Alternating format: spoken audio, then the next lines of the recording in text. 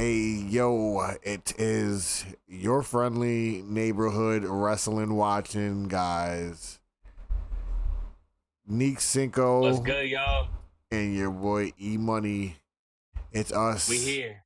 NEO, the pod, wrestling, episode 6. If you know what just happened, you know that SummerSlam just finished. At this moment right now, it's Tuesday night. I'm not even watching NXT, but Tuesday night after the events, and boy, what a show. I think everybody will agree that that was a great SummerSlam, even if there was some slow moments or slow matches in people's opinions. It still was a stellar event. I'm pretty sure watching from home was almost just as good as watching from in the arena. Eric, what are your thoughts, man? Well, you are burying the lead a bit. We are two SummerSlam 2025 attendees. This was our first PLE, our first stadium show. And so we have um, some extra perspective that we're going to be able to talk about and share about from being in the building for an overall excellent show. Yeah, definitely. They knocked it out the park, I feel like I said, even if you had things that you didn't like about it, like everything kind of just rolled right, fit in the time frame, and we got wows at the end of the night that nobody was, well, not nobody was expecting, but still took your breath away when it happened. So, let's get right into it, and let's start with what we're all talking about: the two main events. Let's Let's do do it. let's do it right. Start with night one: CM Punk versus Gunther. Um, do you want to take the lead? Absolutely, yeah. So first, I I know that this has always been the case, but to be able to like feel it in person for the first time, CM Punk is still in that upper echelon of star of when his match comes up and when his music hits, it just has a different feel from the rest of the show. I think that CM Punk has um, consistently put together really awesome matches with including this one. um CM Punk has really impressed me during this second run with the WWE here. I was never a like, huge Punk fan um, before him coming back now, although I wasn't quite watching like during his peak during his first run, but I definitely like did know who he was and was familiar with him. But he has time and time again like put together really great matches. I know his in ring style may not be everyone's favorite. He's very much a like um, um, um, technically focused and more like old school um, wrestler in how people would describe his matches. But this was definitely one of the like dream matches and opponents for him. One that I was really looking forward to, and they delivered a great story. Yeah, kudos on setting this up on short notice, kind of, sort of, right? Basically, like not a long time that they had to build this up, but Yeah. yeah.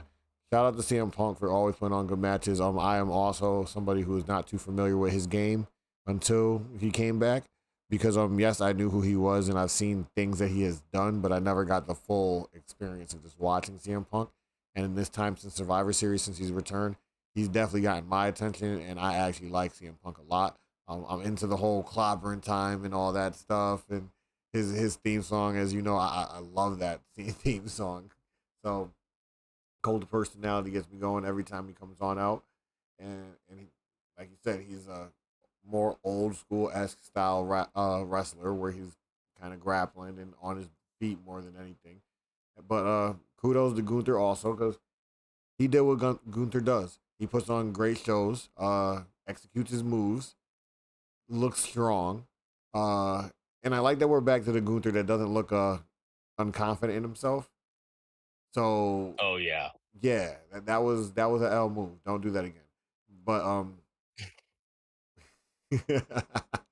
but yeah, like, and it just worked out because Gunther loses in typical Gunther fashion in big moments. Is he's too overconfident and it gets the best of him because he takes his eye off the prize so he can gloat, and it bit him in the Yeah. ass. So CM Punk won. We had a great match. The bleed, that was kind of lame. Well, I don't even think this match needed blood, but it made it a little better, I guess, just a little bit. But Yeah, I don't think it was necessary. I do feel like they like used it for a particular reason, and I felt like I really liked that like added element of it's like oh like once he like did start to like bleed, uh like he like he was freaked blinded and out stuff. like Yeah, because he like didn't know like he like didn't know how he could possibly be like in this position so fast and for that to be the like moment where like Punk hits the like gas and it's like go all right now is like when I have to put together my like best stuff. I thought that it was really effective use of the blood in a current WWE product that doesn't typically use blood nearly as much as they used to. But I was a fan of it here. same. I was. I was definitely down for what they were doing right there. And they did all that greatness. And then this little 5 minutes to 10 seconds of celebrating. Yeah. All for his arch nemesis, who just happens to be the man with the money in the bank Yeah. contract to come back from his injury, hobbling out on a crutches with Paul Heyman holding the suitcase, giving off the implications that he's just there to let CM Punk be aware that he exists with the briefcase and can cash in at any time once he's healthy. And then he starts Yeah. walking away. I gotta explain this. And then he starts walking away. And the next thing you know, he stops. And right when it's the perfect time, he busts into his pose and let the crutches fall. And you find out that the man has been bluffing this injury the whole time. And the crowd goes crazy. Go ahead. So from since we were there, like we obviously couldn't hear what a commentary was saying, and I will say, at least from my perspective, once Seth's music hit, like it was just so loud that I didn't even like, and because of like um they were only showing like what he was doing and like up the ramp on particular screens. So when he first came out, I didn't even realize that he was on crutches until they showed it like when he was about to drop them on the bigger screens. And so this is one of the matches that I've gone back to watch, and I thought that like Michael Cole played this particularly well. Of when he first came out saying like, "Oh, yeah, like this is just him saying one day I'm gonna come get this from you," which built up to the like moment of him dropping the crutches, even um even more. So job well done. All around. And the story is that they kind of always put it out there that the commentators don't know the outcome of matches. So they're just kind of as surprised and going off the whim as anybody else in the arena at that point. So Yeah. just fortunate things to be saying at the right times, right? For that to go down. Damn, I just don't want to stay up right now, but so it's gonna have to stay down. But bro, the crutches dropped, and I watched it back, and I've been watching a couple of the matches back, and because it's outside, the broadcast does not do how loud some of these moments were justice. Oh yeah. There was a lot of them adjusting the crowd sound in comparison to what it actually felt like in there.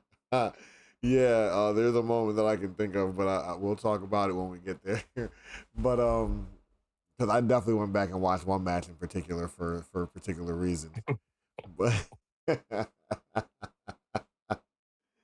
but yeah, to go back to the main events, man. What a phenomenal way to handle that. And I was looking on TikTok because I had to drop a post and something like that.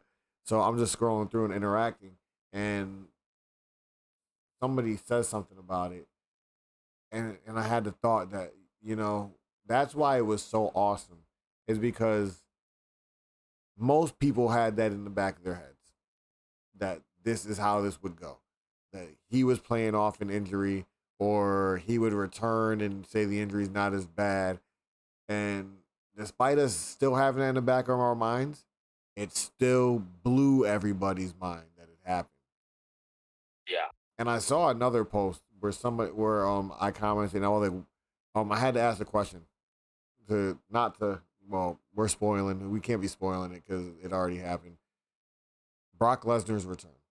Was Brock Lesnar's return really a bigger deal than Seth's cash in? I kind of feel like yes, but no. Like yeah, it's a return, but that cash in was like gigantic. Like that just shaped what WWE is for the next couple months. Like that's huge. Well, I think it's two different conversations. Like what Seth did was a much bigger thing, like in story of like what's going on. Brock, because of everything around him, I think is a bigger. I don't know what's the right wording for it, but like it's bigger, like out in a like bigger picture sense, like because of what the decision It's a shock factor. means more than like what it means for the actual story of what's going on with the company. Of obviously um like who John Cena is facing next is a big deal. But it's not as big of a deal as like Seth coming back to take one of the top championships. Which I've been saying is his title. That's his. It belongs to him. It just look like, think about this. Tell me that shit just didn't look right when he put that shit in the air. Like Yeah. he just looks right with that title in his hands. Like the belt looks at home when Seth is carrying Yeah. that shit. Like, I also think to jump a little bit ahead to like Raw. um I felt like the like overall show just felt so much better and so much more focused with having, like, obviously it was like so much of the like weekly episodes of Raw now are built around Seth and his group that finally now have a name. Thank you, the the Vision. vision. Thank you. Raw is built around the Vision, and to now have the top title on Seth, it just makes it feel so much better for me as a fan than having the show tell me that Seth is the most important character, and then having having someone else be the world champion, and the most important characters are not paying any attention to the world championship. So it just all aligns and feels so much better now. Uh, Now that Seth has the top title, and now that the top stars are now fully focused on the top title on the show. Yeah, because if we have time, I would love to squeeze in what happened on Raw if we have the time, and it's not gonna be too long. But I don't want to dwell on that too much right now. But yeah, I love that his faction has now pulled that off and they look dominant. And I had two signs that it was more likely that this was gonna happen throughout the night. Is when the faction lost the tag team match. I was kind of surprised there. Like I know Roman doesn't really lose. Jay's the guy, but I kind of thought they were gonna make the faction look strong by beating these guys and making them look more like a threat. But Yeah. when they decided that, I was like, see, that feels more like Seth is gonna cash in, because that's how you redeem the faction, is by having their leader do the craziest thing that he could do tonight and succeed. And then CM Punk when he was coming out. He gets down and he does the whole looking around at the crowd, carves the little whatever with the circle and the cross out or whatever he does, and then he looks at his wrist and he's like, "It's clobbering time," and I feel like he just sped through that. Like that normally takes him like 10 seconds. He did that in like 4 seconds. Yeah. So I was kind of like, he's giving them vibes like he's ready to get in, get out, do his job, get on out, because because obviously he knows how it's going at the end of the day. But great show, great way And to like end is night it, one. it like is a like pretty large ramp too. So like maybe it was just like I can't take forever doing. Yeah, maybe. But they put on a great show. From Gunther to CM Punk to Seth Rollins coming out and handling business, boy, and Paul Heyman, way to make a moment with the hug from behind. Way to make a moment, I sir. I I really love that once it happened, that uh, Braun and Braun came to like join them, so that the like lasting moment here isn't just of Seth, but that this is our like our entire group. Like this was the plan all along, and we are united and together, and all that. I would actually love to use this to transition into the first match, because I thought Can that the I say better one thing before opportunity. we leave this? Is you Yeah, mentioning that is because I watched the broadcast back. They We see so much more than what the broadcast shows, because the broadcast ends when Seth is on sitting down Indian style over near CM Punk. We get to see the whole yeah, like gallivanting up the ramp and stuff like that, the swinging of the title and all this yeah. stuff. Like, so it's things that they didn't show that to you guys live, because that was all like amplifying the level. Like, it's so crazy that Seth is the bad guy and we went nuts. Like, we went nuts for him, bro. Like, I love Seth, man. Like, he's a good character, man. I be wanting to talk shit, and I do be talking shit sometimes, but he is a good character. He works. He knows how to do his job, and he does it well too. And he's a snipingly yeah, low heel. I was digging him when he was just being like the face as the world heavyweight champion, but when he started giving these heel like lingerings, I was like, this is about to get good. So good for him. Good for him to be knocking out the park right now with his wife. Boom. no doubt. But yeah, we can go on to the first match. Yeah, I think I just wanted to add, number one, it was really nice to see Roman Reigns live Finally. for the first time, which was wonderful. I really was hopeful that Braun and Braun were gonna go over, um, knowing that it was more likely that that Roman and Jay were going to win. I think ultimately um, I agree with you that with Seth cashing in, that like once Seth cashed in, it doesn't matter at all like what happened in in their match. I think it still would have been nice if they would have won, um, but I also totally get with the like placement on the card too, that it was really nice for just the like overall show, and for the like crowd, that being able to have Roman and Jay start the show and to see them win, and just also feels like the like better choice for the show overall. um Definitely set the but tone. it Definitely did that. but it was still a really enjoyable match. I want to give my one highlight of Braun Breaker, who already had his singlet down and he was powering up, and so he put the straps back on just so that he could take them off again before he hit his spear. I thought that was fantastic. Um, and shout out to Roman Reigns He's actually so for fucking good. Braun Breaker is such. He's another dude who's such a character, and that's why he works Yeah. with Seth Rollins. Honestly, is because he Yeah. kind of gets to be a more sinister version of the guy he was when he was with Baron Corbin, where he was like actually kind of funny, you know? Yeah. Yeah. So like he gets to be that guy again, but he's just a badass for real now. So Yeah. man, salute to him. You were about to say salute to Seth. I cut you off Yeah. because I had to give him props. Go I ahead. I just want to give a shout out to Roman Reigns. I know that sometimes I personally, as a fan, can feel a bit frustrated by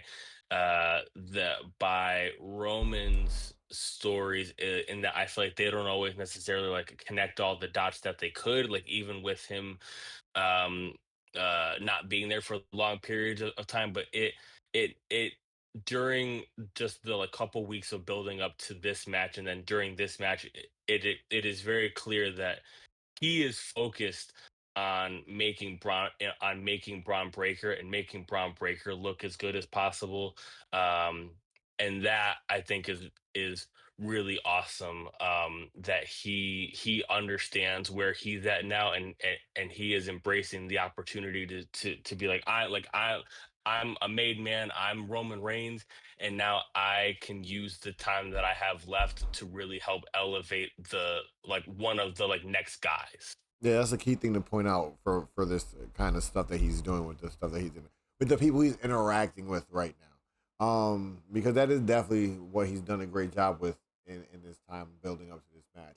Is not ignoring Bronson Reed, but making sure he's making Braun Breaker the center focus of what he's looking at right now. Especially with Seth not being there, that he just looks at him like, Yeah, "You're the chump, so I'm on you now," yeah, which yeah, automatically just makes him cooler because we think Braun Breaker's cool already. and if Roman absolutely. Reigns and if Roman Reigns feels enough to even talk the shit to you, that means you are kind of cool, honestly, right?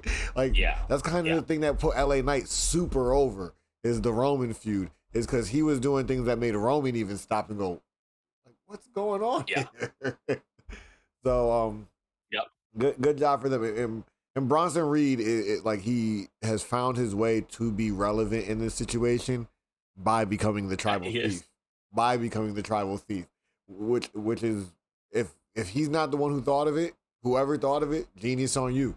Like, genius on Absolutely. you. And I hope it comes out that that was like just some on the fly shit. He was just out there and he just thought, yo, you know what'd be funny? I'm taking his shoes. Like he just took his shoes. And now it's a thing. It worked. The Shula It Fala. worked. The Shula Fala, man. The Shu Falafa. You know, I gotta say it wrong, man, because we gotta say it like Yep. LA Knight. But yeah, the first match was definitely a great way to open. And we kind of called both of the opening matches because we knew they had to set the tone for the crowd at the end of the day. Yeah. Because I even said it, Yep. like a Roman match being so early at the first 2 night SummerSlam kind of sounds crazy until you realize that they need that big pop to open the night and get the crowd going. Yeah. So, Yep. and especially the order they did it in, with Jay coming out, because you know Jay always gets the crowd going as he tires himself out. And Roman just comes in Mm. there and just packs the arena with aura, bro. Like that's like if you ask me to describe Roman Reigns, I would literally just say aura, bro. Like what else do you say? Like, For sure. he Yeah. just comes For in sure. there and like seeing it in person, even though we're like not up in his face, you still feel how the crowd just like gravitates to that one man when he just pauses at the top of the ramp and how they just wait for him to put that finger up and then everybody's finger goes up and it's kind of insane when you're there and seeing it in person. Yeah.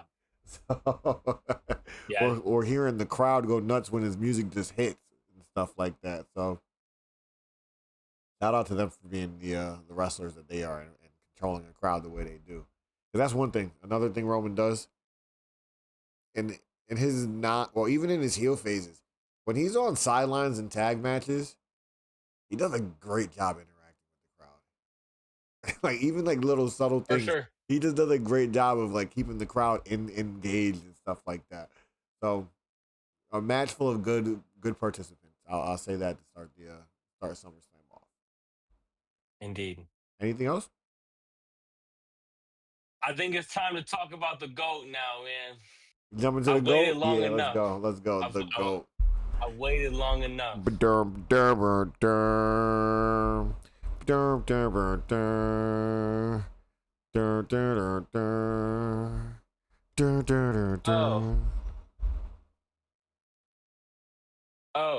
Oh, this is gonna be underwhelming. Oh, John Cena had the worst WrestleMania match of all time. Oh, John Cena's heel run is a failure. Oh, why did John Cena come back? Oh, it doesn't matter. Okay. John Cena's face turn was too abrupt and it didn't make any sense. It doesn't matter. It doesn't matter. Okay. John Cena, we this match, first of all, was perfect. It was perfect. And it was perfect because it was John Cena being able to be Super Cena. It was able to be babyface Cena, the the John Cena that you have either loved or loved to root against for the last 20 years. It was I think that him and Cody and the company clearly were very intentional in saying that, like, if we're gonna do this match again, then we have to do it right because we didn't get it right the first time. Um, but seeing Cena perform this match, it was so clear to me that there were things about him wrestling as a heel that he didn't it felt like he didn't have enough time to either figure out, or like he wasn't or like he wasn't able to kind of figure it out on the fly to like make the like actual wrestling work as a heel, with trying not to give the crowd the things that they want, which is the five moves of doom and all of his celebrating and his um, uh, celebrations and all that.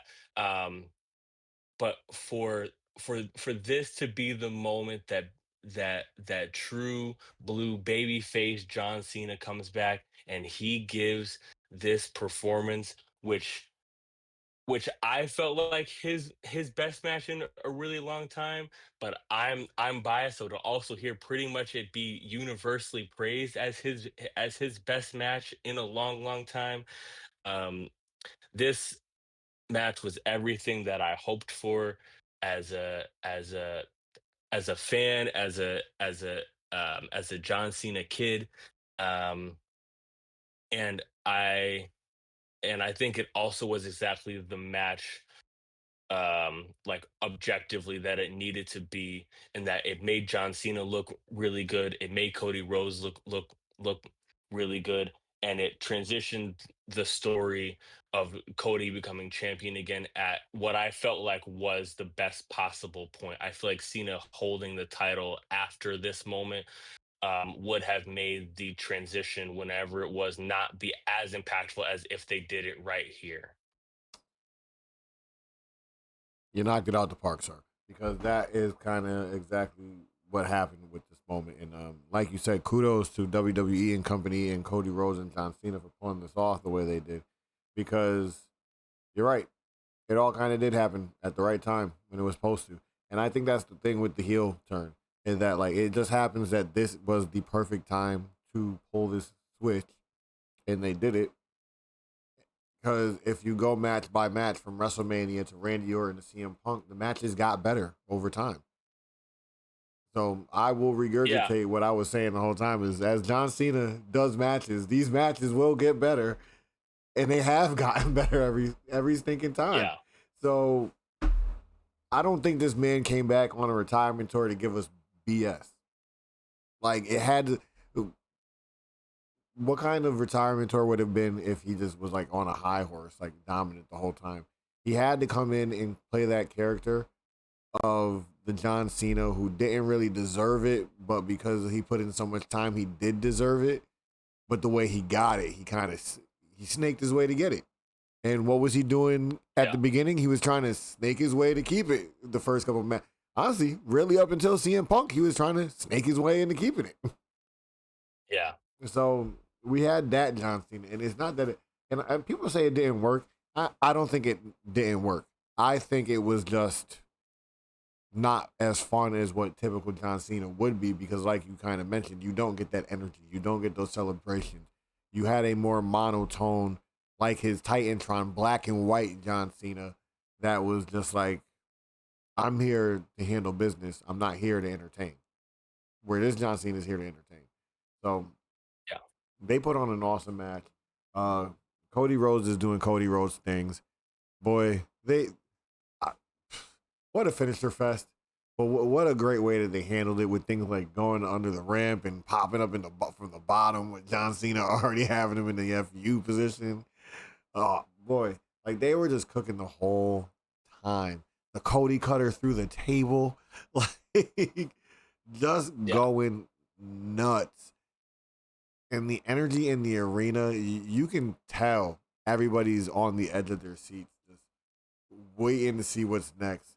Like everybody's almost like having their dreams fulfilled watching this match. I feel like while we're in the arena. Oh, I know you were, but it's like we're all.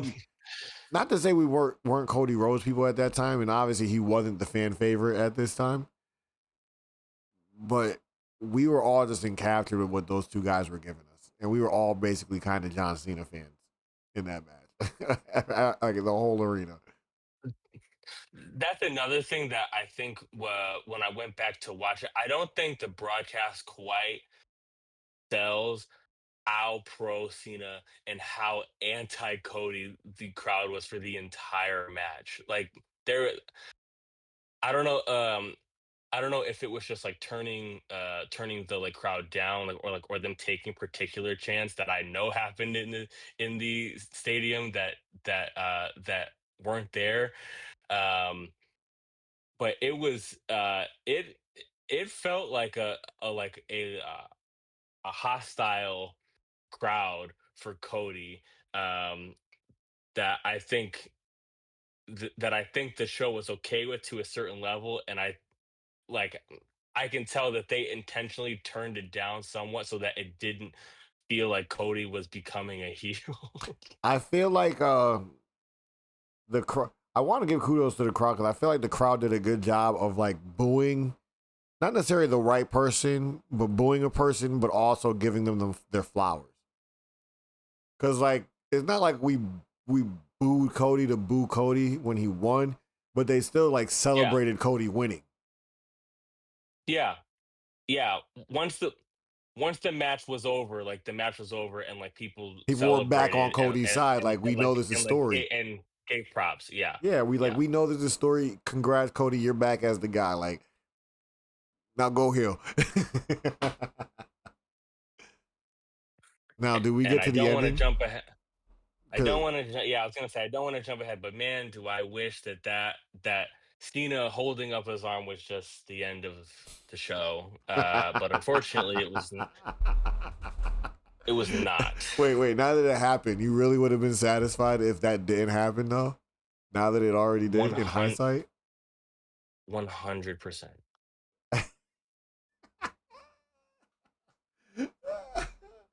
Damn.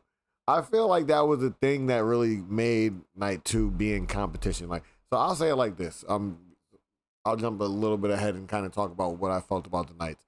I enjoyed night one more, not because the matches were better, but because I felt so satisfied at the end of night one. Night two, would say had better matches, but if it wasn't for the Brock Lesnar thing, I think I would have gave a clear cut win to night one if it wasn't for the Brock Lesnar thing. So I think it's like really neck and neck for me just because of that though. So that's what I'll say That's interesting. night one and two. That's interesting because I feel the opposite. I felt much better, or I felt more satisfied with night two overall, with the cash in being the thing that really propped up night one for me. And that yeah, but that's what I'm kind of saying is like night one was kind of like saved by the cash in, but I was pretty much satisfied with everything that happened beforehand leading up to the cash in. So, but that cash in was so monumental for me that I enjoyed night one more than night two, if that Brock Lesnar thing didn't happen. Now that the Brock Lesnar thing happened, it's more like neck and neck for me for the nights. But I will still say that night two had the better set of matches, even though there were some disappointments and some weird decisions made for night two that we'll get to at some point. But Yeah, yeah, that's that. From a wrestling standpoint, night two was ridiculous. From a storyline standpoint, whoa, night one was rocked my socks. So that's how I got it.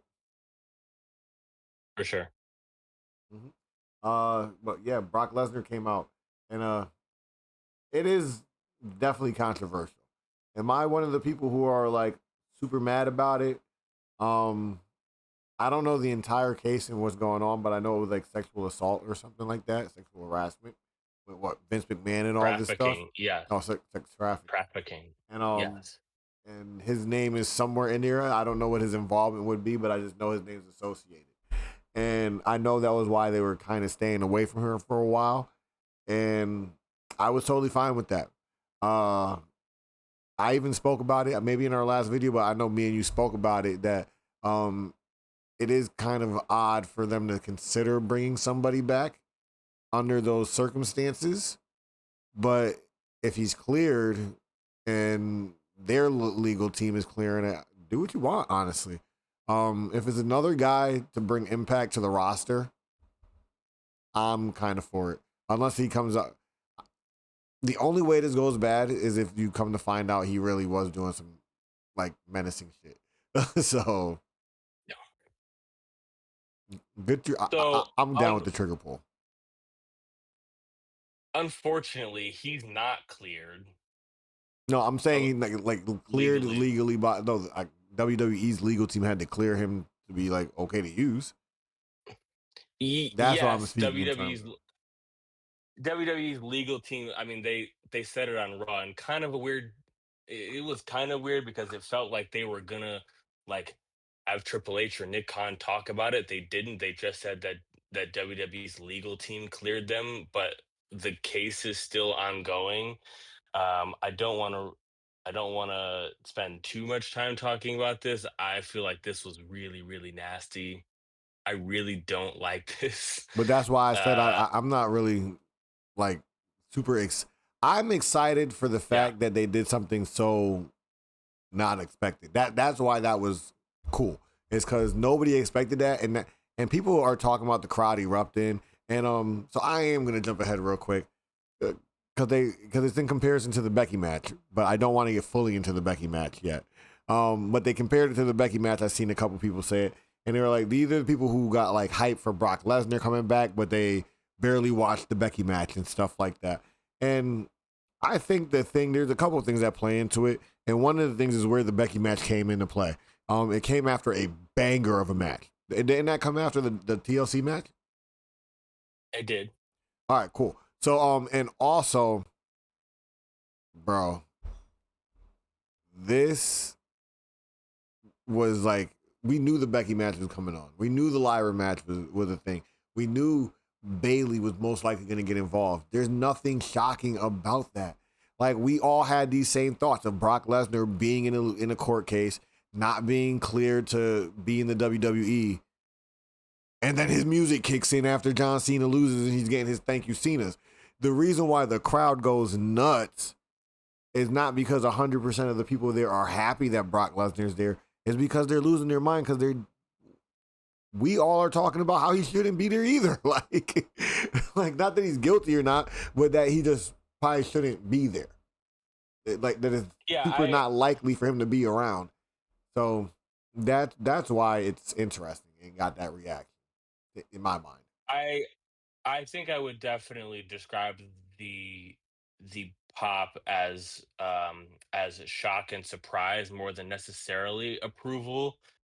I will say that there obviously is a large contingent of the crowd and just the fans in general that are excited to see him back and are happy and okay with it. But I do agree that like the like initial like whoa and the like initial pop of what happened, I think was just as much like I would think that like I probably would like made some like yell or loud noise too because I that was that was the last thing that I was expecting, and wasn't necessarily what I wanted to hear or see. If we were But expecting a but pop up, we were expecting the Brock without the B.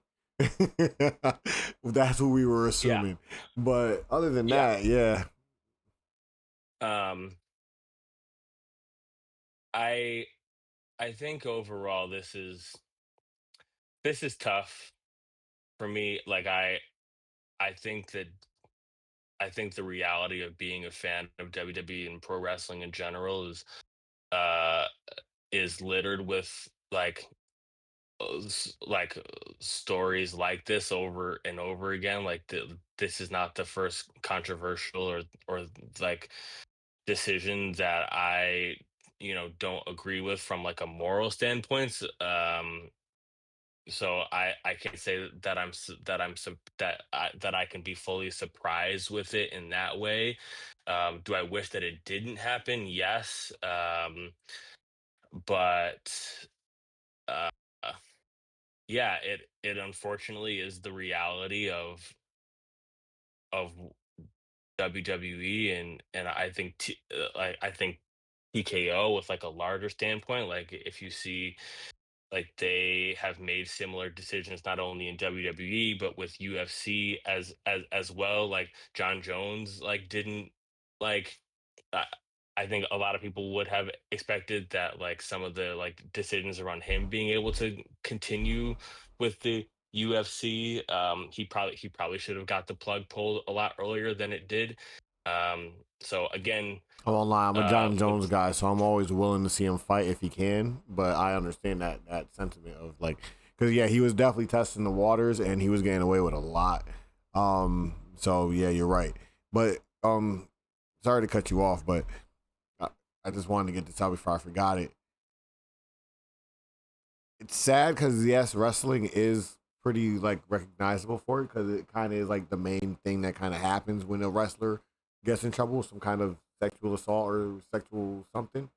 And but it's crazy because these kind of things are happening all over in entertainment and in sports, and not that it gets brushed under the rug. It's for our entertainment that we kind of do allow it to just go under the radar sometimes. So you are right, and anybody who is upset with it, I don't knock them for being upset with it. Like I'm the type of person who kind of waits till like court cases are like found innocent or guilty to kind of have like real like feelings about things, because if they prove somebody innocent and you just talked a whole bunch of shit, it kind of looks stupid. So I don't want to do that in Brock Lesnar's case or Vince McMahon's, because if they're gonna come out and be like, "Hey, they slap him with it," scumbags. I already think Vince McMahon's a weird dude in a sense already. So for me, it's definitely more of a like, wow, they just did this. But the rest of the way, it's kind of just like, damn, he's here now. And but I have a question for you.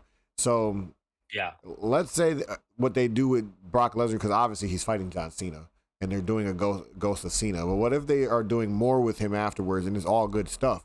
Um, does that affect how you are entertained or how you are like receiving of this kind of stuff, like matches and stuff? Why? Like if he's putting on bangers, do you not look at him like bangers and kind of like don't feel as overwhelmed and appreciative of the matches because of his situation?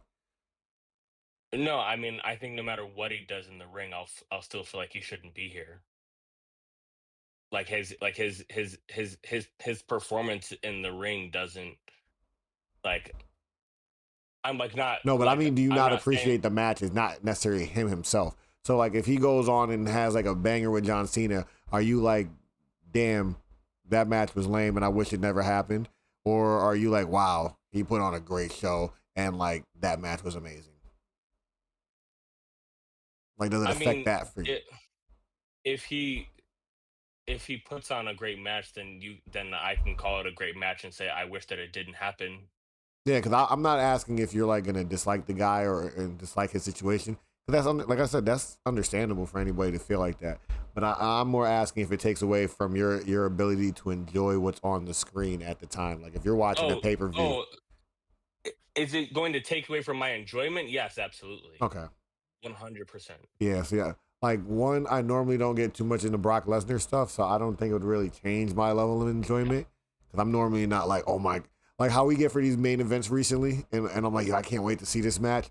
If Brock Lesnar is the Yeah. main event, unless that storyline is so good, like I normally don't care about a Brock Yeah. Lesnar match.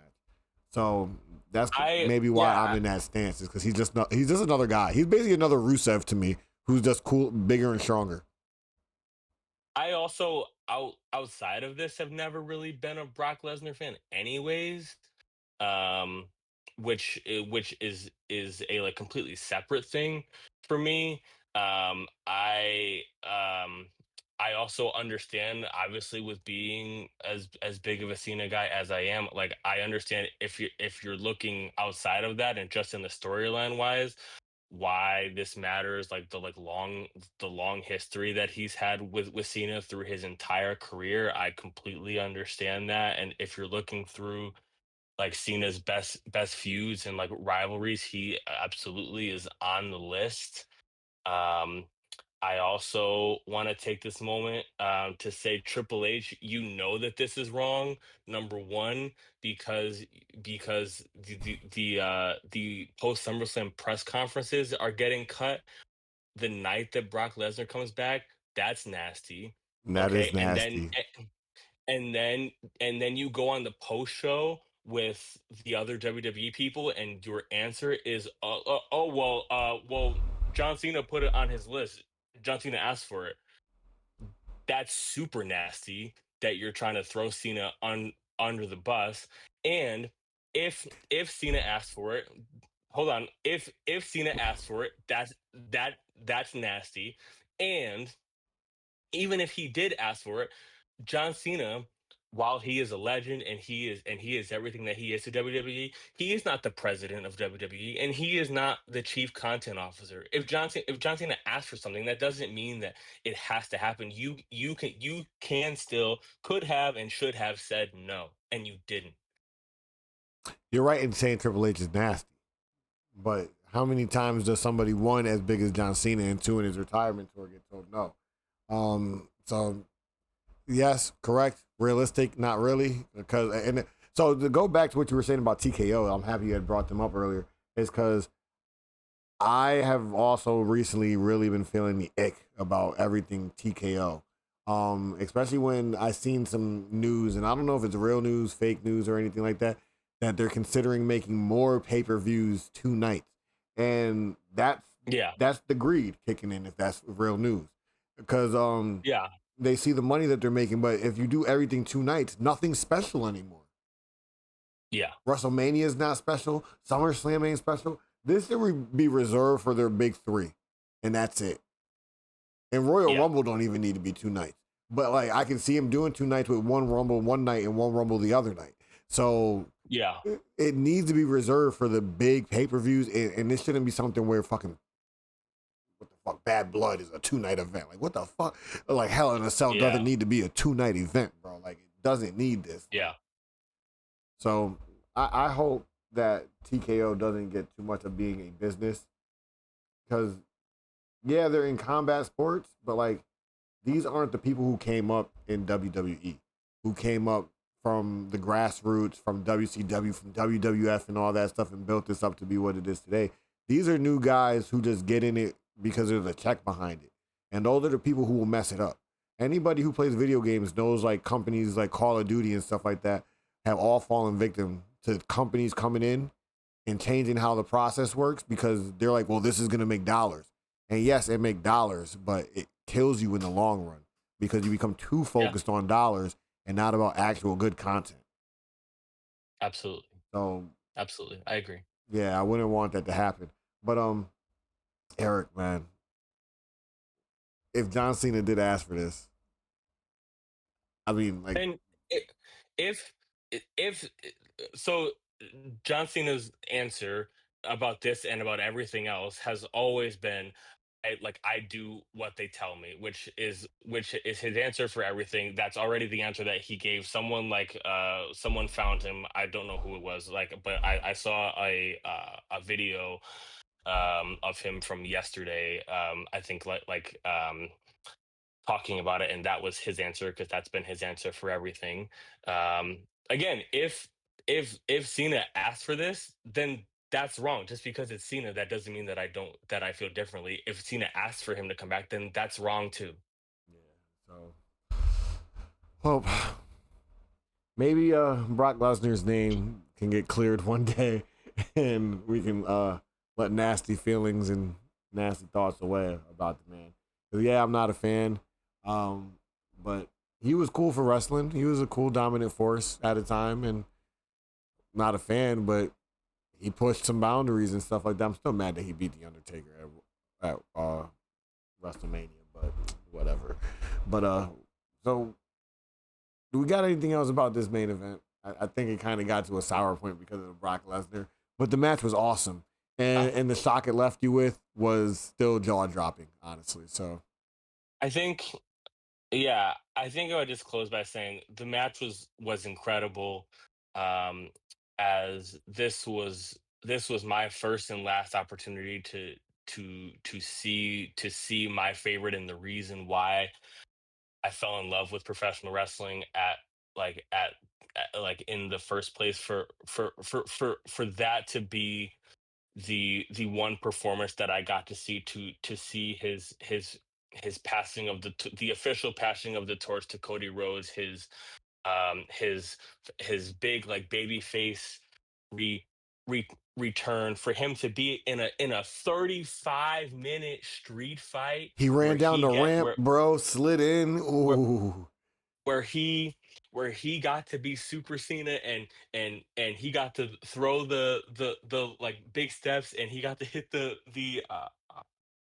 avalanche, fu, and the uh, um, uh, fu through the um, announce table. He did the tribute to the 2007 Umaga match, where he took the like rope from the turnbuckle, and added it to the STFU. This was a um, as as great of a tribute to what true John Cena was and has been. I couldn't have been happier with it. yeah, it was an amazing way to wrap up the night, and that's another one of those things. Is like that was just so good that no way me not being like in too much to care for Brock Lesnar was gonna ruin that. Like there was no way. Yeah, Like it was still like in the terms of just a wrestling moment, it was awesome. But in the yeah. terms of what's going on in real life, man, there you go. We before we leave this, we have talked around this the entire time. I also want to say thank you to Cody Rhodes for it, for his piece of helping this match, and to help Cena have as great of a moment as this was, and for as wonderful of a moment that this was for Cena, it's almost just as wonderful of a moment for him. Like it was clear throughout the match, and the way that he responded at the end of the match, and as soon as the match was over, he was damn near in tears. Like you could tell how much it meant to him to have that moment. Um, and when before all of this started, and like I was thinking about the matches that I wanted Cena to have, I did want him to have like this one passing of the torch moment with Cody. I didn't know when in the calendar it was going to happen, and I definitely didn't expect that it would happen, that he would have two matches with him. Um, but this in that regard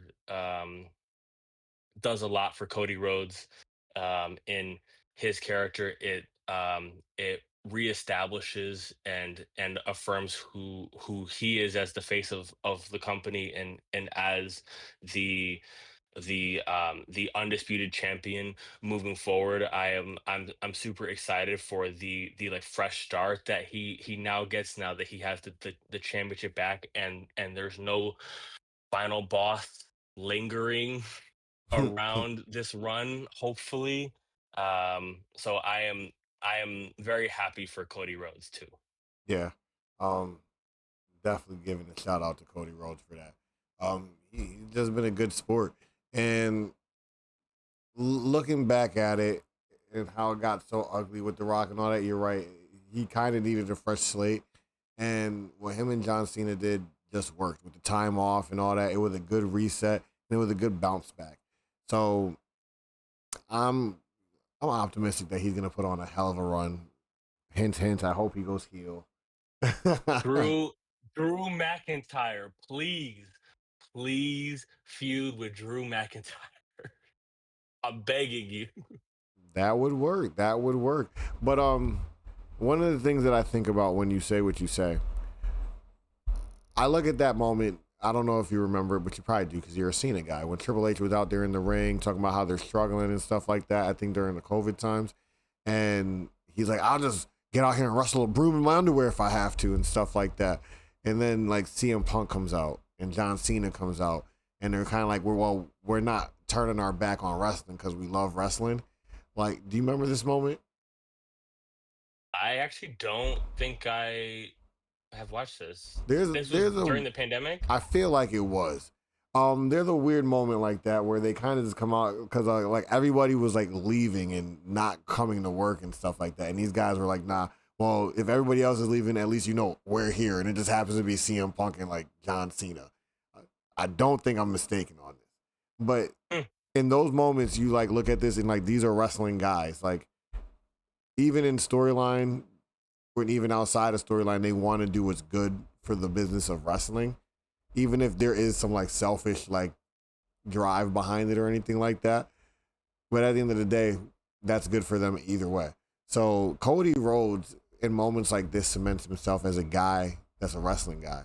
Like he just wants to do what is right for the history of wrestling at the end of the day. So doing things like yeah. this with John Cena just cements wrestling. It's bigger than cementing himself. It's about cementing wrestling. And I think that's what the greats should try to do. Because when you cement wrestling and wrestling history, you go along with that. So just cementing your Yeah. name, like you could end up being a Damian Lillard. Sorry to make a Damian Lillard dig, but like you could have all the accolades, whatever you've done, scoring wise, the stats wise. But like if you're not like building the history of what's going on and like winning things and doing big things, you're just a guy. You're just a guy. Yeah. So Yeah. Cody Rhodes doing his job, and that, like we said, that main event was crazy and a great way to end my weekend in New Jersey at SummerSlam. Just mind blown. As you know, my voice was gone, shot. Yeah. Like you hear this, I got this back this morning.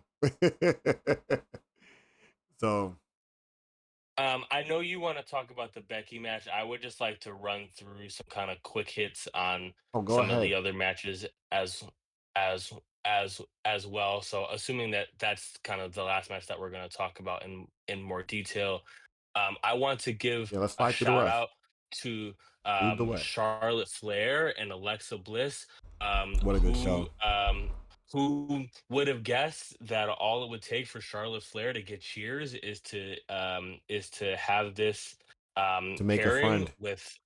with Alexa Bliss and to make a friend. This has been really delightful and lighthearted of a story. You can tell how much it means to Charlotte to finally get cheers. It makes her. It So allows her to be fun. I am I'm really happy for her, and I'm really enjoying the pairing that they have so far. Other highlights, let me see here. Um, we're not gonna spend a bunch of time, it seems like, on Naomi, Rhea Ripley, and Io Sky. That Great was match. that was a great match.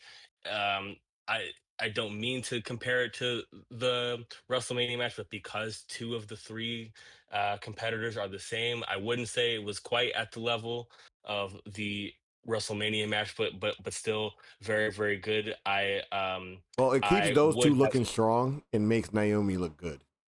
So I from a storytelling standpoint would have rioted if Naomi lost her her championship here, so I'm very happy with that decision, and to be able to continue that forward. The six pack TLC match was as insane as we were all Have hoping. we That gotten was any word about Candice LeRae? I mean, she was in a backstage promo like after, so like Like I walking fine assume and that she, stuff like that? yeah, I assume that she's actually fine. I don't know how her knee survived that, bro. That was Um, crazy. but wow, that was amazing. All of us did mention that we wish that it happened later in the card because it was still bright outside. They didn't let us um, do the Fireflies for the Wyatt Six. If you guys want to send hate mail to the WWE, ask them why the fuck would they do a Wyatt Six match when the sun is out and there's no roof in the stadium? Like, what the? How do you take away a key component of their entrance? yeah, I don't know. I think that it actually could have fit. That could have been the co-main event easily, Yeah, easily. it could have fit just as fine later in the card, especially if that was the match that That was Solo Sikoa was about to give us. But the co-main event was the Dom AJ Styles match, and yeah, it was yeah, cool because it was an Eddie Guerrero tribute. That didn't need to go second to last. no, no, it did not. That could have went right before that match. That could have went third. I don't think it should have went second, but it should have went anywhere from third onward, but not the co-main event. Yeah, Third or yeah, fourth. I think yeah, they definitely could have flipped it, um, and had Becky go second, or have the steel cage match go second. But I mean, that feels a little bit like nitpicking. On top of that, Um, the steel cage match with the disappointing ending. That's probably the most disappointing ending of the whole night. I mean, the whole weekend, right? yeah, Solo has really won me over with his character work, but I still, uh, as as they say, eventually the bell has to ring. And unfortunately, with Solo Sokoa, when the bell does ring, I still feel underwhelmed more times than not. So that that continued here as as well. I was particularly hyping myself up at the opportunity to see Jacob Fatu in a steel cage match, and it was more just kind of a match, or a like regular In a match with cage. Solo for the first 5 minutes that just happened to be around the cage, and then the typical Bloodline 2.0 shenanigans, with then Jimmy Uso running down there 1-on-3 like he was about to do something. But besides that, Hey yeah, yo, ever I'm since his very match, Jay ain't done shit. Jay has not saved anybody since his match with Roman. He let Jimmy run out there, Dolo. To skip ahead to Monday, he let Roman run out there and get his ass whooped at the end of the show. yeah. Jay, So Jay's kind of being an L man since winning that tag match. I am really, really hoping that this means that Jacob can now start feuding with someone else. I'm not super confident in that, because it's very hard to get out of the bloodline vortex, but I feel like this is going maybe. to like a Hell in a Cell or something, bro. Like just because I feel like they don't want to not have that belt on Jacob right now. And why else would you like? Do you really think they want Solo running around with that belt? Who's gonna have it after Solo? Because Solo's not gonna have it for a long time. There's no fucking way. I mean, you could very easily put it on Carmelo Hayes. I know that there's been a lot of conversation about his booking online recently, which we don't need to. We're already quite deep into the conversation. I don't think we need to spend another 20 minutes talking about the mishandling of Carmelo Hayes so far. But yeah, I Yeah, mean, but I don't know. Like it definitely is gonna be interesting to see what they do with Jacob, because I feel like he's that kind of guy that like if they do put it on him for a while, he loses it in like some kind of multi-man match, triple threat, fatal four way, and I'd be interested to see who gets into that match and dethrones Solo. If not Jacob again, but I guess yeah, it probably is Jacob moving up to like higher ranks. Yeah. Yeah, I'm less worried about the US title and more just saying that Jacob can start moving up the card. You have plenty of other mid card options. Carmelo is right there. On Andrade is awesome. If you wanted to like actually give him something to do, like he could easily have a nice run with it. Like there's like a, a bunch of people. They have the perfect roster Uh for ladder matches over there on SmackDown. yeah. That's crazy how good their roster is for ladder matches.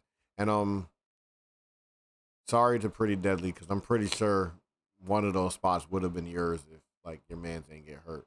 But what else is there that going on? Because The only other thing I wanted to say, outside of the Becky match, which I'm sure that you're about to touch on, um, oh, um, Jelly Roll, you put on a good performance for what it is. Shout out to you for all of the like positive praise that you've been getting for your like work ethic and how serious you're taking this. you Um, did put on a good performance, Jelly Roll. I I might be uh I don't know. I might be harsh on this. I didn't like I guess I enjoyed it for what it was. I really didn't like that it was the second to last match. Yeah, Because I was kind of sitting there like why are we putting a premium on this match? Uh I know that celebrity matches have been a part of WWE since the beginning of its existence. That's fine. I accept that celebrity matches are going to happen. But I didn't need it to be in that spot, and I didn't need it to be. I have it pulled up here. 17 minutes. Um, but no, yeah, the last thing. you know I wasn't a fan of this, but I thought it was going to be a good match, and it had its moments. So I'll give it its props for having its moments. Jelly Roll, yes, you perform well for a guy who is not very mobile or in shape to be wrestling. Um, but people like Logan Paul, Randy Orton, and Drew McIntyre obviously carry the load in this match. Uh, I wasn't really cool with the ending of them losing, but like, what do they do? Like, I feel like this is not over. Like, I feel like Jelly Roll doesn't just lose and like disappear into obscurity like right away. Like he's gonna probably be around for like another Yeah, month, and he's gonna probably I fight Logan do. Paul I do give him props for being okay with taking a loss. and that crazy bump. I feel like the celebrity match in WWE is never the celebrity losing. So again, shout out to him for that. But I do have the same sentiment of him losing means that he's gonna do another match, which I don't need. I didn't need the first I, one, but I mean, I don't need yeah. it. I mean, if someone else wanted it, then here you go. Um, being there in person, I felt like the Randy Orton theme song was lackluster compared to other arenas singing his theme song. And even when I listened to the broadcast, I also felt even worse about it because we're outside and it's harder to hear the broadcast or we're getting turned down. But I also kind of feel like it's the awkward come out of Jelly Roll and then singing the intro and then it kind of cutting on awkwardly after he sang the intro. And I think Yeah, it caught all the crowd off guard and they didn't kind of know what to do. Like yes, they were just awkwarded yeah, out by this situation. So yeah, I feel like even if you look at Randy's face, like if you go watch the broadcast, you can kind of see it in his face. Though, like he kind of feels like the weird tension from the crowd right now. yeah, So man, man, good job, Jelly Roll, but I don't need you. I don't need it no yeah. more. WWE, And I don't need it no more. the only other thing I wanted to say was I felt like the Tiffany and Jade match was kind of a lose lose. Like once the Naomi cash in was off the table, it felt like neither of these people could it wouldn't feel great for either of them to lose this match. I was expecting it to be Jade. I'm fine with it being Tiffany. I don't feel like for as much as I'm rooting for Jade, I don't feel like she's ready to be champion. So I'm fine with her not being there. But I don't feel like this particularly made Jade or Tiffany look that good, which is the whole point of you putting them in a big match like this on this type of show. The fact that it only went for 7 minutes, I think, doesn't feel like I understand it because you're still giving Jade shorter matches, but if that's the case, then why are you putting her in this spot if she's just gonna have a 7-minute match and lose? It just felt really weird Um, um to me. well, if you go off my predictions, I saw it going Tiffany this way. And it's primarily because of the Naomi thing being off the table at this point. Uh, Once that happened, my mind had instantly went to Jade's not getting the belt right now because with so many wrestlers getting belts and becoming stale so fast, the WWE had to notice that. And why would they take the risk on Jade Cargill getting stale? And with the reaction we get from her after a lot of her matches, is that some people are really into Jade, and I think the people who are into Jade are more into the image. Not to say that I think Yeah. she sucks, 'cause I don't think she sucks. She does need work. She definitely does need some work, but Yeah, she needs a lot of work she for doesn't sure. suck. But No. so I think most of the people like her for the image, and it kind of stinks that she's in this position. But with her also getting that bad reaction from crowd, it's even more likely that if she got the belt now, she'd be stale before it's big picture time for WrestleMania season. So hold off and let her get the belt 2-3 months from now, where she's closer to this. So even if it is stale, by the time WrestleMania season's coming, you at least have that big match like Bianca, Naomi, whatever you're doing at WrestleMania. So I think it is definitely a better strategic move to have Tiffany win. And even in Tiffany's behalf, it didn't work out as well as it should have, but I still feel like it's probably the best impact match she's had to date because Jade is running through people that she's fighting. She's not really having a challenge. So you basically just took the girl who's kind of like just beating up everybody, and you're the one person who beat her. So it does look good, but it doesn't look as good as it should, and it doesn't really help her title case as much as it should, realistically. But I'm cool with the outcome. Like I said, I don't want to risk Jade being stale by the time WrestleMania season comes along. Well, I'm also cool with the outcome, one, because I think Tiffany is just it's just a better champion at this point. And two, personally, for my personal agenda, it is uh, EST season to me, and so I expect that match with Tiffany and Bianca is going to be coming up very soon, and it's been long enough now between Bianca's title reign, so uh, be on the lookout for your and new coming soon. Okay. Let me think. Are there any other matches that we really didn't talk about right now? Let me take a quick look. Make Unless you sure. want to talk about Sammy, then no. Actually, I do. Not long. I want to just talk about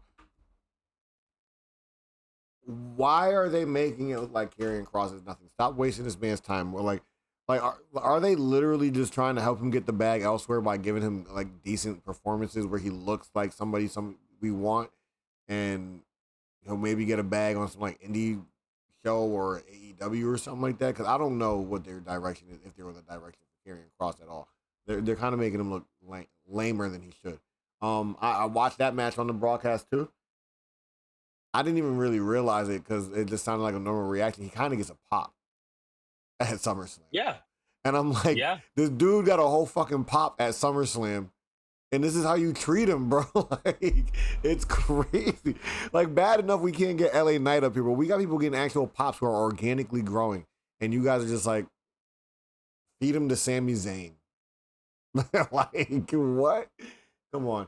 And other than that, the match isn't really a disappointment, but it's not exciting. It's one of the worst Match matches of the night. I mean, it's one of the The worst match is matches of the boring. event. Yeah, it's like the top 2 worst matches, Match is right? boring. It's like this Yeah, and it's boring. this and the cage match, honestly, right? Like Yes. Yes. the two most Yeah. odd to boring matches of the event. Like even Yeah. the Jelly Roll was better than both of those. So even the match that's coming up next that people are saying wasn't good is better than these. So yeah, Sami Zayn, I'm tired of you. It was cool doing your whoa, whoa, and shit in the fucking crowd, but other than that, I'm tired of you winning. And at least if you're gonna win, go heel. Stop being so. I had said it on TikTok. I was like, he's no fun. Sammy's just no fucking fun. He's like a dandy dude, right? Like whenever you're trying to break the rules a little bit, he want to be like, but we shouldn't. Like it is not fun, especially as wrestling. Especially as wrestling. Yeah, I think you're not the only person feeling like his Self-righteous ways. underdog. No, just his like underdog character and persona is uh a bit played out at this point, especially with how much he has won. I know he hasn't won like a world championship yet, but he's had a lot more success than a lot of people. So still kind of like presenting him like a, oh, this guy doesn't stand a chance to win this match. Doesn't necessarily feel the most authentic anymore. Yeah. But let's get into the funnest time of the evening. I mean of the event. Yeah, sir. It's time for you to explain yourself and your actions In my during the actions, Becky Lynch event. Your actions. you're one of the like yeah, there's a bunch of people upset with so we're gonna talk about the Becky Lynch match, and majority of this conversation is gonna be about the crowd. And we like we said, we were there. I was very much down with the wave shenanigans, and I don't give a shit. Like I don't give a shit.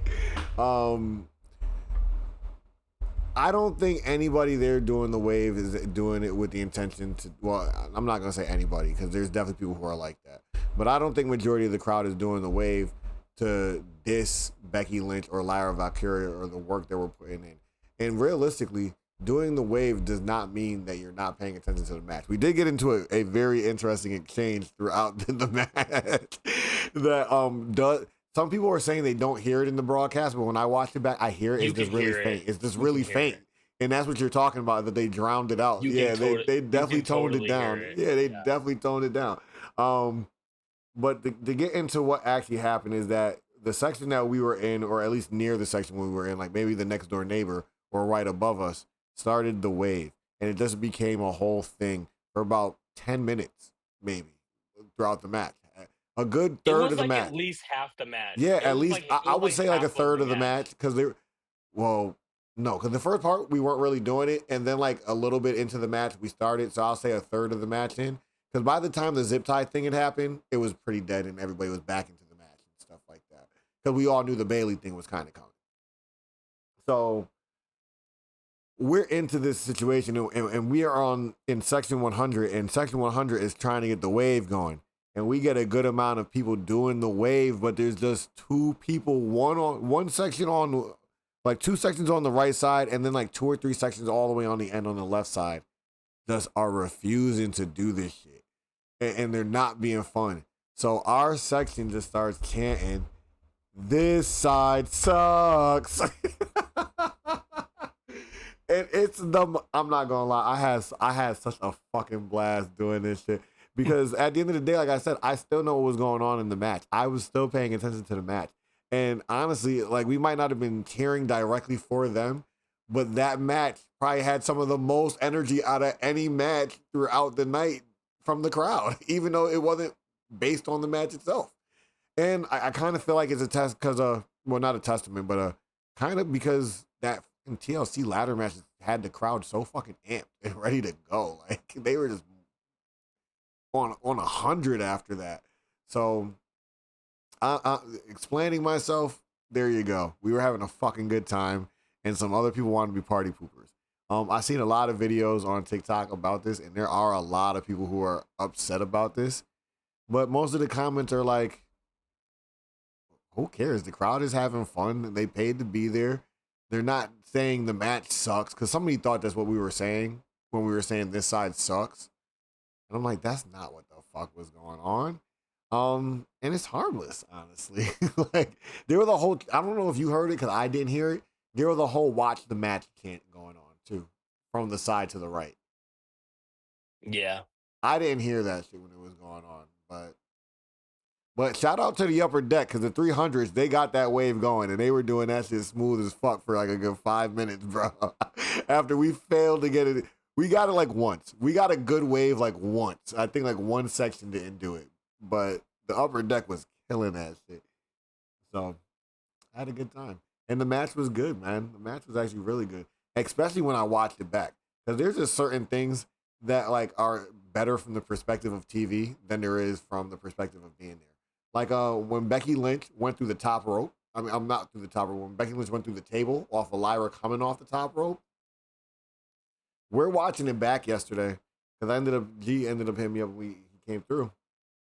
And we're watching it and we're like, oh shit. I'm sitting here and I'm looking at the moment and I'm like, I didn't recall that happening until it happened because of the perspective I'm seeing it from at this moment. Because I'm not seeing Lyra get up, run in the ring, get on the ring post and jump off like I do from where I'm sitting in the arena. So it made you appreciate that like being at home and watching it is like still a good experience. It's not might not be what the arena is, but it's still a really good experience because you get a lot of good angles that people in the arena just don't get because you're stuck in that one spot the whole time. And that's my Yeah. I think I also in the moment, I mean, I was trying to watch the match. It's, um but Eric was not a I fan. Eric definitely was not a fan of us doing the wave. I I also was annoyed like towards the end of the match when a "This is awesome" chant started to come up because that was so disingenuous. No, Because it. The that point it was, no, it did kind of get good, and then the weird Bailey thing that's happened at the end. The only reason why it's not awesome is because the weird Bailey ending. that I So it was not awesome talking until the weird Bailey not ta- ending. not talking about the actual match. It was very clear that a lot of the crowd was completely not paying attention to the match. And then towards the end, then there's like a beginning of a "This is awesome" chant. No, you you didn't But want to why pay can't attention to they the be match. appreciative You of can what they saw? no. How is that a no? I mean, you If I that's not locked in and what I started seeing was five, honest. how is it not honest? If I locked in That's not halfway through, honest. if I lock in halfway through the match and I'm like, yo, this is amazing. Why can I Because not say this is awesome? if this is awesome, then you wouldn't have What if been the first half paying of the match attention was not for the awesome? first half of the match. What if the first half of the I match was just not awesome and I feel like the second half was? I can't express that. no. I That's feel like you've lost just that. being a gatekeeper for no reason, I feel honestly. I feel like you've lost that right to say this is awesome. I feel like that's just being a gatekeeper for no reason, honestly. And I feel like more of the people that I've seen talking about it kind of aren't feeling the way about it. They think it was fun. They thought it was cool. The people who were definitely there, most of them thought it was cool. Um, like the one angle I did see of the people doing the watch the match chant, you can clearly tell that is only like 20 people in that section yelling it. Like they don't give a shit. It's like 20 grumps who just wanted to be grumps for the sake of interacting at the end of the day. And people are just saying it's disrespectful because they just want to be dandy do rights. Like, oh, like I said, they had probably the loudest match other than like the pop at the end. So, and like you said, people thought it was awesome. So I can't be mad at it, and I doubt they're mad at it either. Like, Well, do you have anything about the actual match that you'd like to say? um, no, I mean they put on a great show from what I saw. Like, cause like I said, just because you're doing the wave doesn't mean you're not paying attention to the match. Cause like I don't have to not like turn my head to do this. But so what I saw was cool. Like things like how they were using the chairs. The kendo stick stuff was kind of lame, but that's just because I thought like Lyra's hands were kind of up here and loose. Even with the botches, I was like, this match is still so good. The botches shouldn't even matter. Like you picking out the botches in this match are kind of like nitpicking. Like if this was like Jade's match where there was like a botch in that match, it's a little different because there was so little that they gave us. But they were wrestling for like 20, 30 minutes, bro. Like they wasn't just putting on some short Yeah. match. And then we got into the shenanigans. And honestly, even though the shenanigans were welcome, the shenanigans kind of took away from what was going on. So, because Becky and Lyra themselves were putting on a good show outside of the zip tie shenanigans too. And outside of the Bailey stuff and the zip tie shenanigan, it was all good. Yeah, I think the match was good. I don't think it was quite as good as some of their other matches. I heard someone else describe it as saying that this one, it seems like they overthought it a little bit and tried to make it a little bit more Felt like complicated overcomplicated, yeah, especially with the Bailey than stuff. it necessarily needed to be. I think like with like the amount of weapons that they were using in particular, because it like I think at a certain point it kind of lost the plot a little bit of like why the other matches were so good was like because Becky and Lyra are both like really good like technical wrestlers. And Lyra didn't get to do a ton of that like because it was so like weapons focused. Um I think I think Bailey's inclusion in this was necessary and that she should have been there. I don't but I don't really like the ending. I don't really like the ending, like with like as far as what Bailey's inclusion of it was. I'm totally fine with um, um Becky keeping the belt.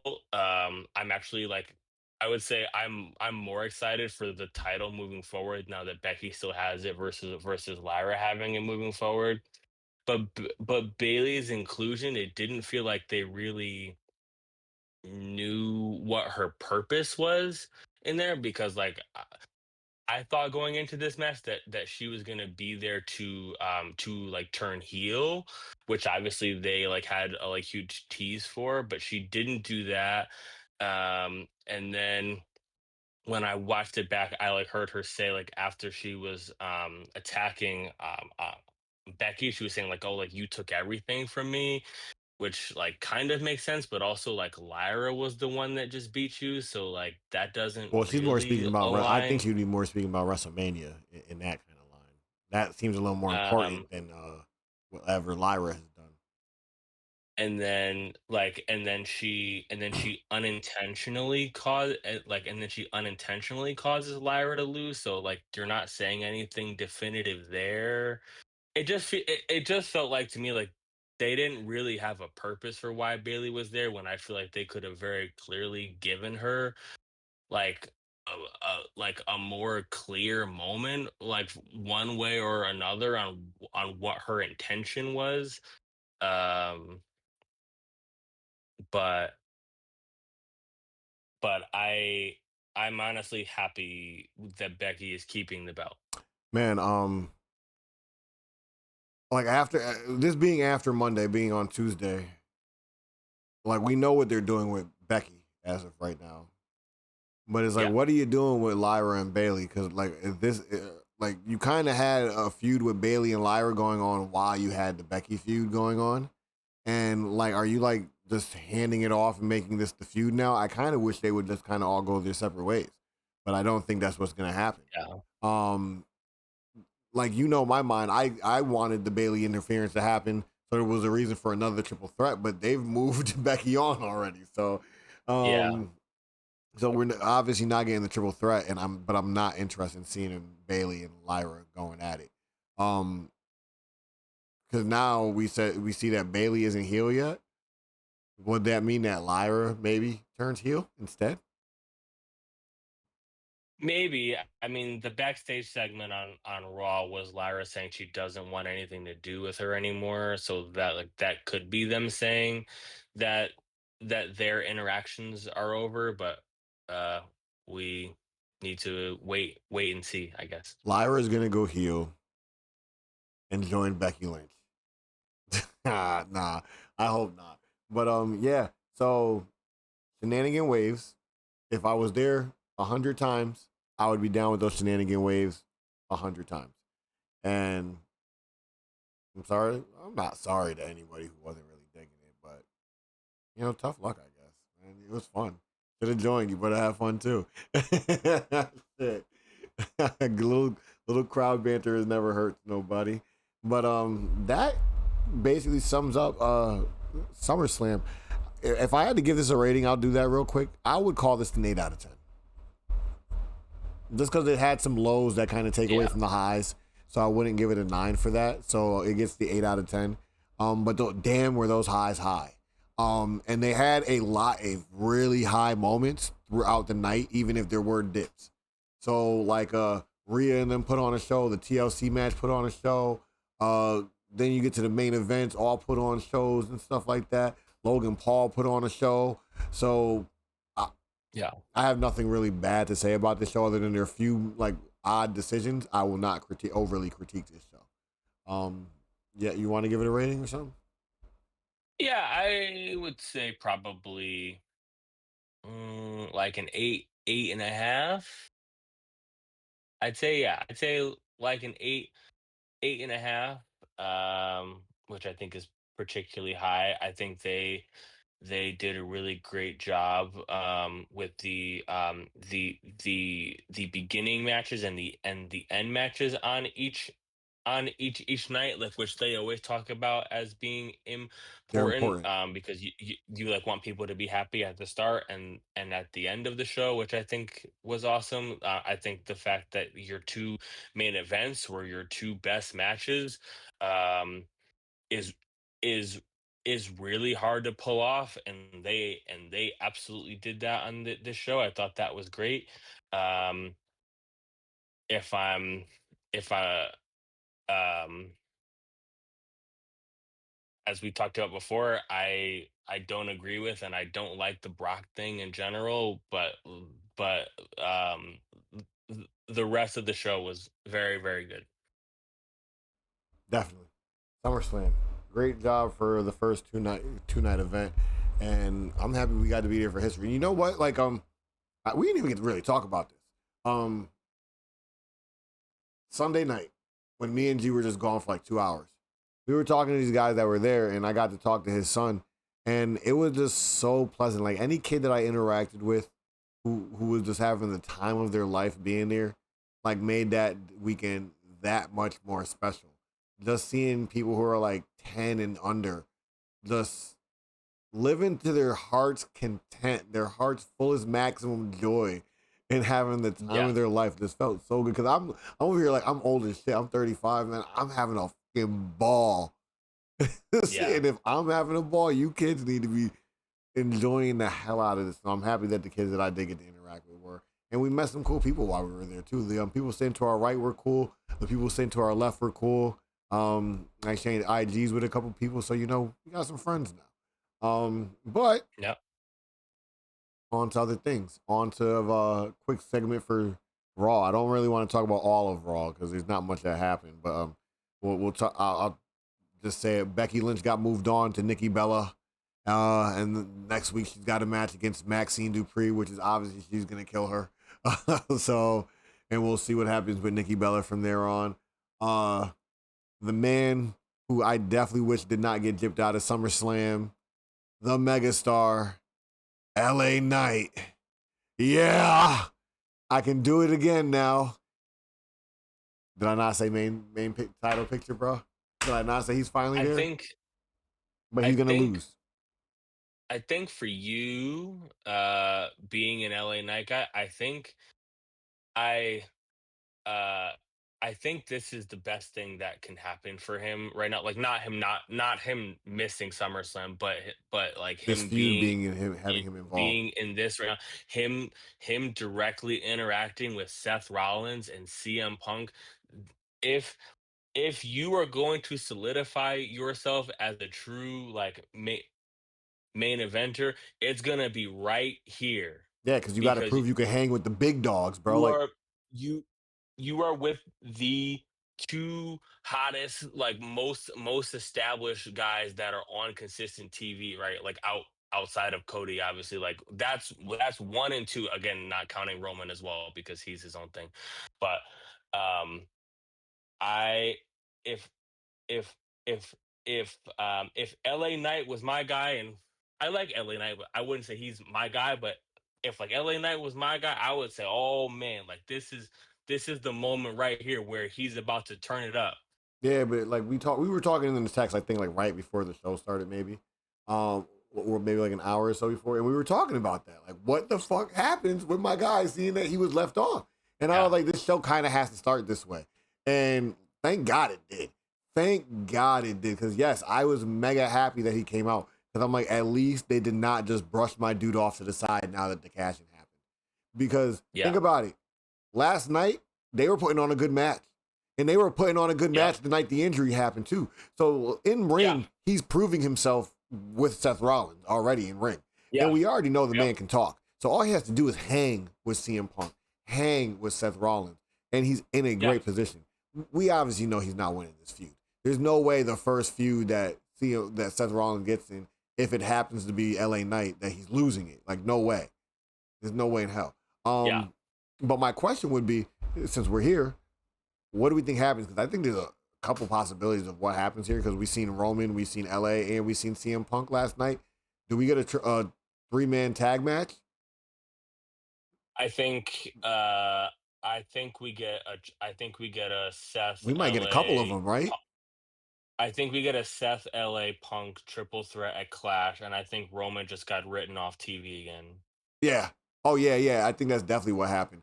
If he does happen to be around for like another week or two, somehow, some way, and they're just gonna beat him up even more, so he does get written off of TV. I can see them doing the three man match. Uh, Roman, CM Punk, LA Knight versus the faction, and the faction pulls some shenanigans and wins, and they get Roman up out of here for a little bit, and then I can see CM Punk and LA Knight fighting the bronze. I can see Yeah, things like that happening in the near future with the way that this just went like recently. Not necessarily exactly how I said it, but these are matches that are like realistically real, and even if they're not the big main event of what you would get out of this feud, those would be excellent matches to have on the way to whatever you're about to do. yeah. I think this is where LA Knight proves himself This is the shot as right here. Yeah. as being able to take the step. Yeah, And yeah, I think he's gonna swim. I don't think he's gonna sink here. As long as he's not botching his little jump up on the rope moves, he'll be fine. yes, yeah. Oh boy. But such an interesting turn of events. Tribal Thief gets another pair of sneakers to add to his collection. Goddamn Roman. You gotta do better than this. But I mean, you're making these guys look good, right? I guess, right? but 100%. But bro, I think that whole scenario last night was pretty predictable. With Seth in LA Knight. The longer it went, the more I knew CM Punk was coming. Because I was like, how the heck does he not come out during the opening night promo? I was like, because he's gonna come out at the end instead of the triple threat. But Yeah, I was not expecting Roman Reigns to come out. I was not expecting that. When he was walking away and that music hit, I'm in the house with G and Manny, yeah. and I'm just like, oh my god, this is how you wrap up SummerSlam weekend, is by doing your Raw like this. As we close here, I will say oh man, did I get excited when Roman cleared the first wave and he was looking directly at Seth, and I had been telling you like there's a number of different options, and we're like for like what the like big matches for the next WrestleMania can be, and we honestly are too far away from it right now to really put anything in stone. But I am one of the people that really want one of those main events to be Roman and Seth finally getting their WrestleMania one on one. And so if if that's the note that Roman is leaving on, then that makes me very happy. I know that there's a larger conversation that doesn't need to happen right now um, about what the WrestleMania possibilities, or what the like lead up to that could or should look like. But that made me very happy, knowing that that's something that clearly is still at, I think, the front of their mind, of giving them potentially a like closing chapter. No, I'm definitely down with that. When he came out and he cleared out Bronson and Braun, and they stared each other down, and Seth's in that ring and just starts screaming, "Come on!" And Roman's just there doing the aura thing, just giving off maximum power levels without even moving. It was the first time that him hoisting that world heavyweight title felt any kind of real to me. How you've been saying that, and I, I've been just in oh, denial of it. It felt so real in that moment. I was like, damn, this dude with the title, bro. Like, what the hell, bro? And I was like, Eric is kind of like on the money with this eventually being a Roman Reigns thing if he's around long enough. yeah.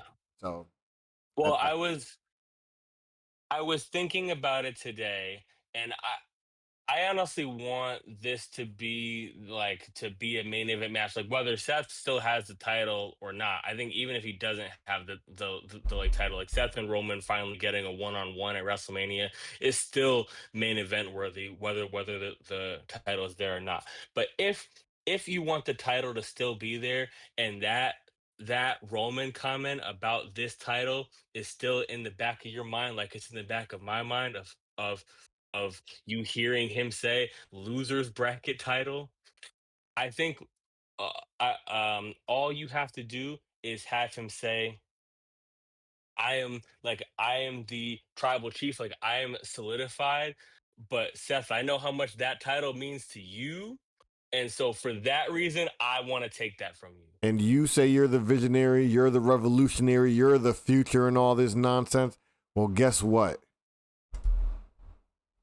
I'm the chosen one. And he just rolls from there. Boom. Now you're the world heavyweight champion, and I get my fucking way because, bro, every time I see that damn logo, even when they put it up on the Titantron, I'm like, there's nothing about that says it's OTC one. There's nothing about that.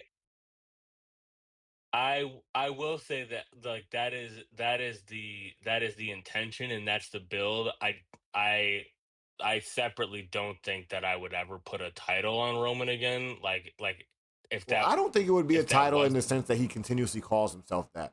Like how he comes out as the tribal chief all the time. I think that would be like, you no know how sometimes he says God mode? Oh, you said yeah you're just not putting a belt on Roman again. no yeah no I'm not putting like I'm not having him win the world heavyweight championship. But if you want it to be like if you want that to be a match for the belt, then that is my internal reasoning for how you can justify Roman competing for that belt. Yeah, yeah, because honestly, like you said, the losers belt bracket thing, but like that's why I'm extra in on this chosen one thing because if it makes almost any story work. If he goes for the loser bracket belt, he can say, "Well, I made it cool because I'm the chosen one, bitch. Like I do this shit. Like anything I touch is gold." So I like it. I love what they did with last night's segment. I love how they opened the show. Paging Jay Uso. I know you got into a fight on Saturday with Braun and Bronson. Save your peoples, bro. Save your peoples. You let Jimmy die out there the other day. You let Roman get his sneakers stolen again. Like, honestly, I was kind of hoping that one of them bloodline dudes would come running out when Roman was getting beat up. I was like, please, Jay, Sammy, if there was ever a moment that I would love to see Sami Zayn right now, especially because you were just beefing with this faction, bro. Like, come on. That's true. And they miss it. They knock it out the park while missing small things at the same time. But hey, it's whatever. It's big enough as it is. It don't need to be no bigger. But yeah, we're in for an interesting road after SummerSlam and the Monday night.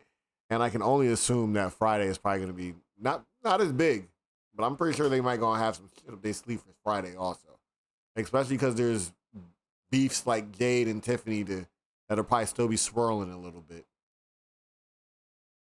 Well, we have Cody Rhodes first to address as champion. We have John Cena addressing what's next, and the rumors are rumoring that that Bianca Belair was about to get cleared, and will be making her return to TV soon. So that could be on the way as well.